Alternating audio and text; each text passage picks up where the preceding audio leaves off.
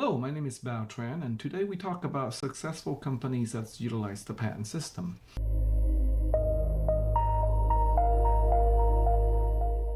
The first is Amazon. So Amazon is one of the world's highest valued companies. Originally started as an online retailer of physical books. Amazon then pursued the one-click patent, where it patented the technique of just ordering items by a single click. And this patent was so powerful that even Apple paid license to that. And so that illustrates the power of augmenting a business practice with a patent. Now, Amazon was very insightful, but in today's world, the business method concept of a one click is no longer allowed by the patent office. So that's an example of outside the box thinking by Amazon, and that contributed greatly to the profitability. Next, we talk about American Express. American Express is a financial services giant. It was founded in 1850, but it has innovated continually. The company in the 1800 added money orders and travelers check to the portfolio. And then in the 1900s, American Express reinvented itself, and it was best known by offering a charge card that extended credit to consumers and businesses. And as of 2022, American Express has more than 133 million credit cards in use across the US and internationally. American Express itself has a ton of patents protecting its innovative financial business model.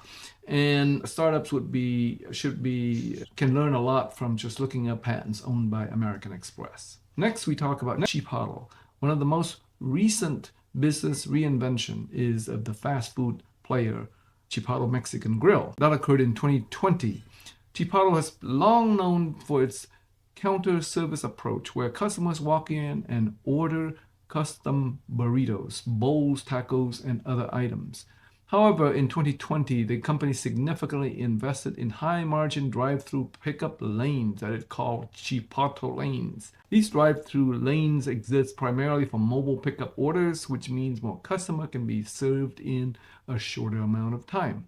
In November of 2022, the fast casual eatery launched its 500th Chipotle lane, citing that as critical to Chipotle's long-term strategy.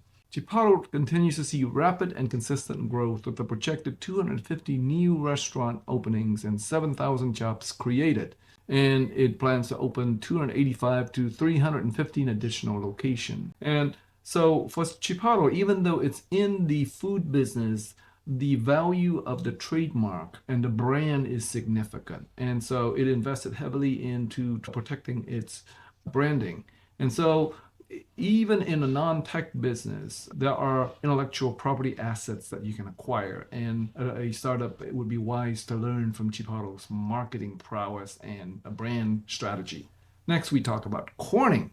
Corning is a world leader in glass, ceramics, and industrial material manufacturing. It mass-produced glass for Edison light bulbs. The company continued to innovate and reinvent what it could do with glass, and it created the Pyrex durable cookware, as well as the optical fiber that paved the way for internet telecommunication adoption. So in 2010, Corning created its proprietary Synthemax, an animal-free surface that can be used for stem cell cultures. It acquired MediaTek the following year and much of the Discovery Labware business the year after that. However, Corning is best used for its development of the hard-to-break Gorilla Glass that's used on technology products such as the iPhone, the iPad, the Apple Watch, and Samsung, the S series of phones. So the ongoing partnership between Corning and the phone manufacturers such as Samsung and Apple has led to new advancements like the Ceramics Shield, which is designed to be stronger than any existing smartphone glass to date. Of course, Corning protected its innovations with the patent system. Next, we discuss IBM. For much of its history, IBM has been one of the world's top manufacturers of computers. But in the early 1990s, the company had to change course because its hardware business faced steep competition from PC clones. And in 1993, the company posted a staggering $8 billion quarterly loss. To turn the company around, executives made the bold decision to abandon the hardware area such as computer chips, hard drives, and printers. Instead, IBM would focus on software, IT consulting services, and computing research. And this move brought the company back to profitability and improved its reputation. IBM's spirit of reinvention continued with its 2020 decision to split into two companies, IBM, which would focus on cloud computing and artificial intelligence, and Kyndryl, a new company that would provide managed IT services. Though Kyndryl initially faced losses, impacting its parent company in the process, IBM remains an industry giant with a brand value of over $87 billion in 2023. Now, IBM is one of the top 10 patent filers in the world. They used to be number one, but because of their strategy of moving toward open source and also towards services, that means less patents would be needed. And so they've dropped from number one to number 10 in 2025. Next, we talk about Netflix. So Netflix is one of the world's top streaming entertainment providers. Started in 1998 as a company that allowed you to rent and buy physical DVD and tape movies. The company then added a subscription offering in 1999 where people can rent as many DVDs and as many videotapes as wanted, receiving the rentals in the mail. After seeing enormous success with its physical DVD rentals, executives decided to focus on streaming content that could be accessed simultaneously through the internet. And during in the early days, bandwidth was not available, so that product was slow to be adopted. But as soon as the internet bandwidth improved, and Netflix invested in streaming and de-emphasized DVD rental, and that changed the entire entertainment landscape. In 2022, a Nielsen study found streaming services has more viewers than cable or broadcast television. And since launching into streaming services, Netflix offering have only grown, acquiring streaming right to films, such as from Sony and DC, but today they produce their own content, and the company is worth more than 200 billions. Next, we talk about Play-Doh. One of the strangest business pivot might be that of the popular children's modeling clay Play-Doh, which was first sold as a cleaner that could remove coal residue from wallpaper in the 1930s. As oil and gas furnaces become more popular in the 50s, the demand fell for the product, and then the makers decided getting rid of the business. The owner heard about a school teacher using the clay in arts and craft classes in the hometown of Cincinnati, and after realizing the potential of the children's toy, the company pivoted to a colorful product. And by the end of the 1950s, the clay had become a toy that one can buy in stores nationally. Today, Play-Doh is owned by Hasbro, and more than 3 billion cans of the products have been sold. Although any possible patents probably have expired by now, Play-Doh's branding remains significant. That is a lesson for a startup, is to acquire both patents as well as trademarks. Now we talk about Slack, a popular business partner collaboration and chat application. Slack began as a company called Tiny Speck that made a computer game called Glitch.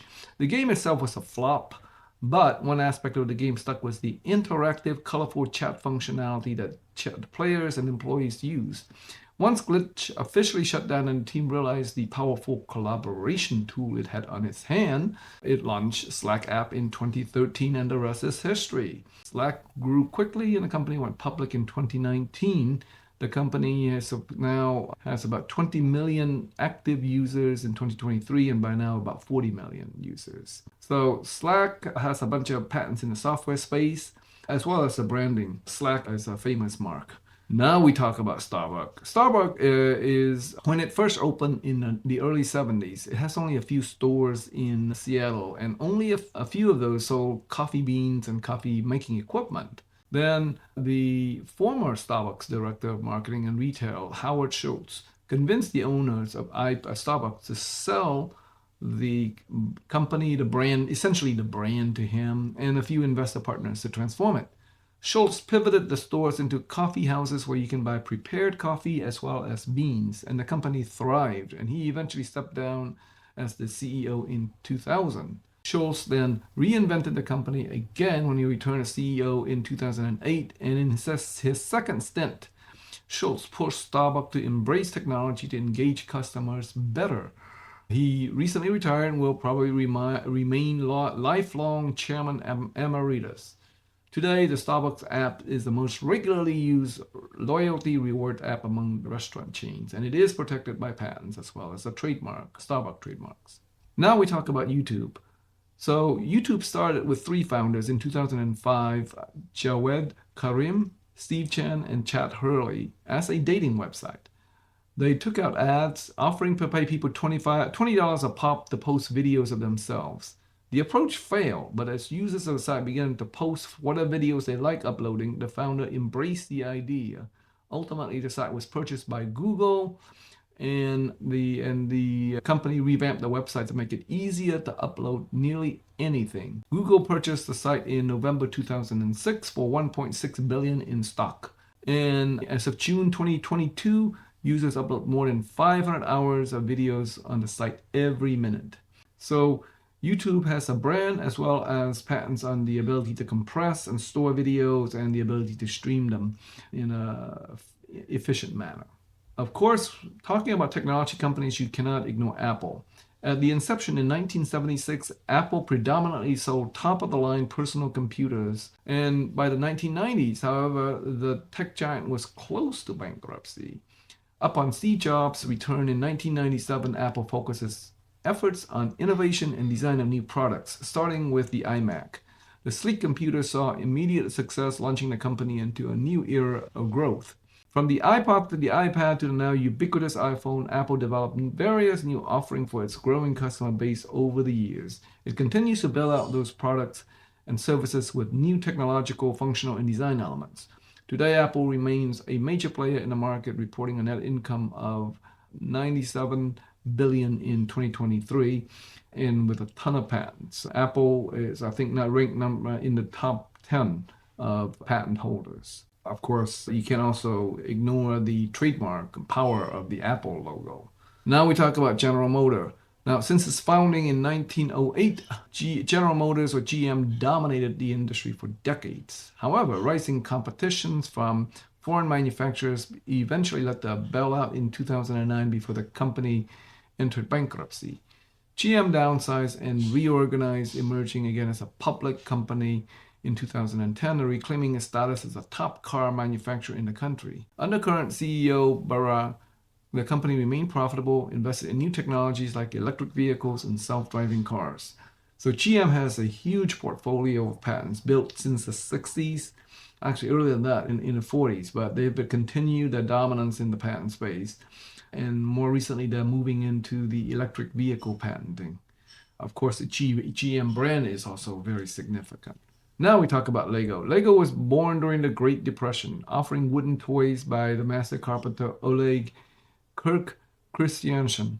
The toy company started creating plastic bricks in 1949, and the early 1960s stopped production of wooden toys altogether.